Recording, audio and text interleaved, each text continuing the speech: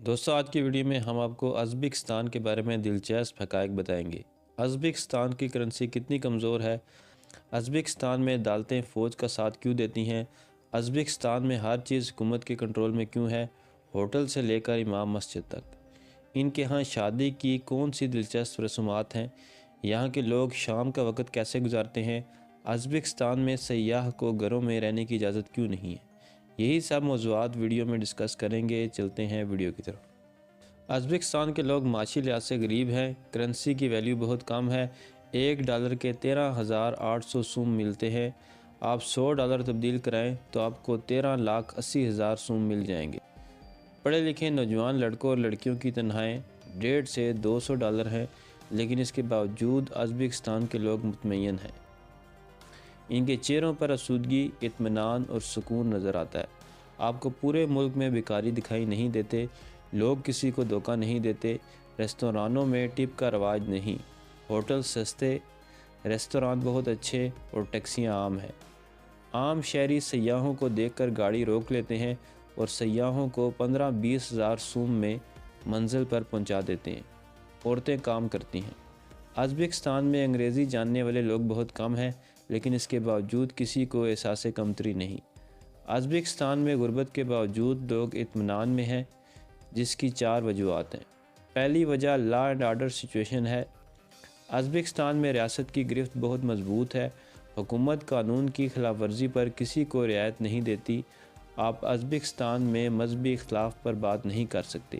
عدالتیں مذہبی اختلاف کو ہوا دینے اور معاشرے کا امن خراب کرنے والوں کے معاملے میں ریاستی اداروں کو سپورٹ کرتی ہے۔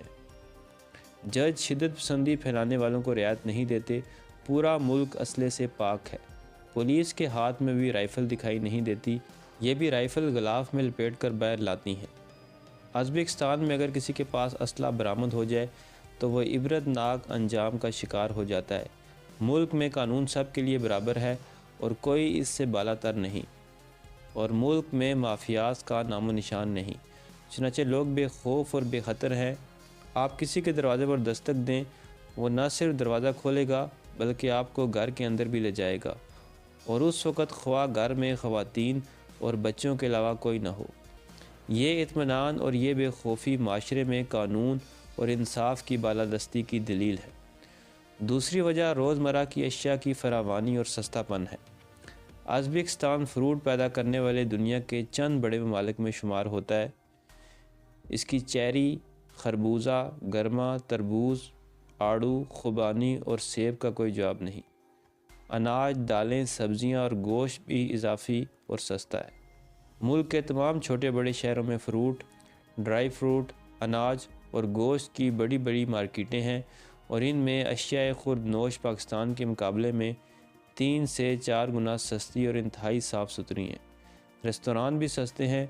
ازبکستان کے 5 سٹار ریستوران میں 3-4 لوگ $50 سے $70 میں کھانا کھا سکتے ہیں۔ نمبر 3، ازبک معاشرے میں توازن ہے۔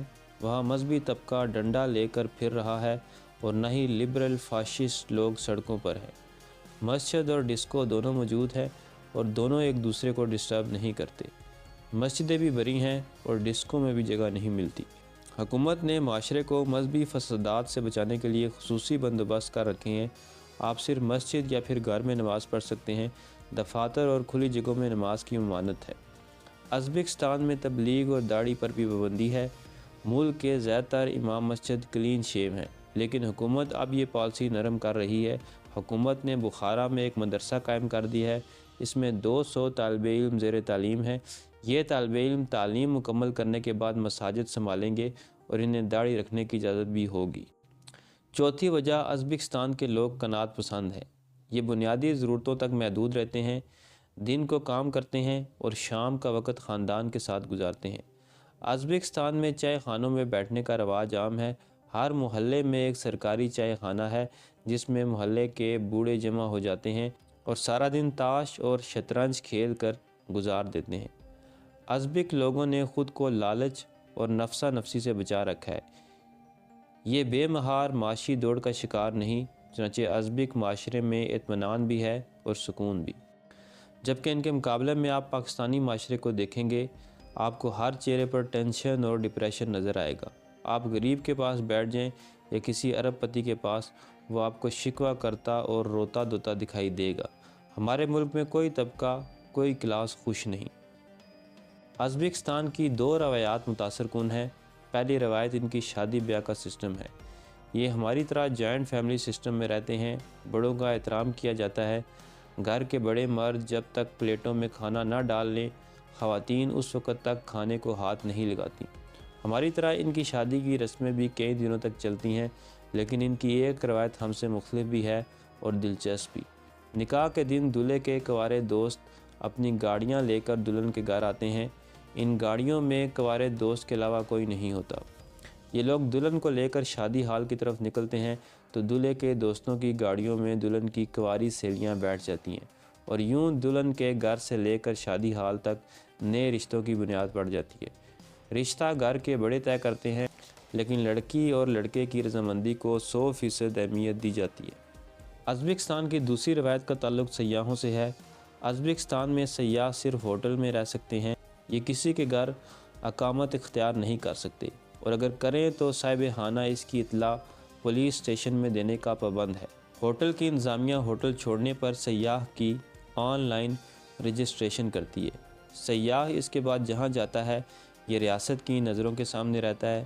ازبک حکومت اس بندوبست سے ملک میں داخل ہونے والے تمام غیر ملکیوں کی حرکات پر نظر رکھتی ہے، چنانچہ یہ لوگ جاسوسوں سے بچے ہوئے ہیں۔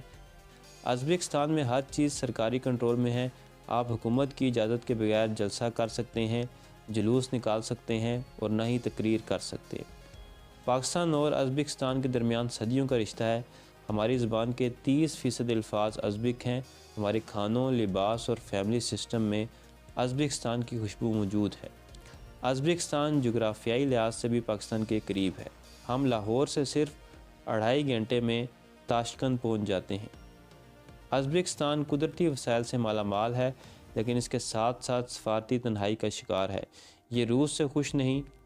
تاجکستان کے ساتھ اس کے آبی اختلافات ہیں۔ افغانستان کے طالبان بھی اسے تنگ کرتے رہتے ہیں۔ ازبک معاشرے میں امریکہ کے خلاف نفرت پائی جاتی ہے اور بھارت بھی اس کا اعتماد کھو چکا ہے، چنانچہ ہم اس صورتحال میں ازبکستان کے دوست بن سکتے ہیں۔ ازبکستان ترکی کے بعد دنیا کا دوسرا ملک ہے جس کے عوام پاکستانیوں کا احترام کرتے ہیں۔ یہ ہمیں حاجی سمجھ کر ہمارے ہاتھ چومتے ہیں۔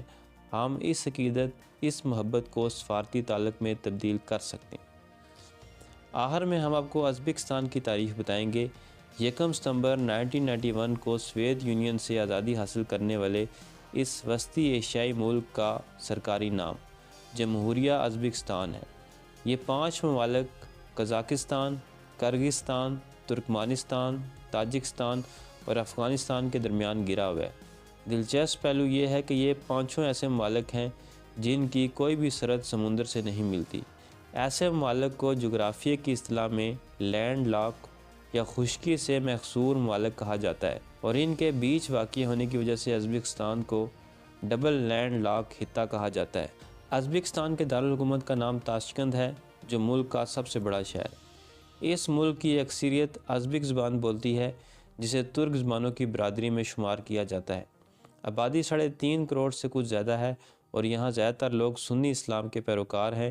دیگر مذاہب یہودیت، مسیحیت، بدھ مت اور بہائیت کے پیروکار بھی اس ملک میں آباد ہیں، لیکن اس کی تعداد بہت کم ہے۔ اسلامی تاریخ کی کتابوں میں جب ماوراء نہر کے علاقوں یا علماء کا ذکر کیا جاتا ہے تو اس سے ازبکستان، تاجکستان اور جنوب مغربی قزاقستان مراد ہوتے ہیں۔ ازبکستان کے دستور کے مطابق یہ ایک سیکولر ملک ہے جس میں مذہبی تنظیموں اور اداروں کا ریاستی امور میں کوئی عمل دخل نہیں ہے۔ تو دوستو، یہ تھی میری آج کی ویڈیو پسند ہے تو چینل کو سبسکرائب کریں۔ ملتے ہیں اگلی ویڈیو میں۔ اللہ حافظ۔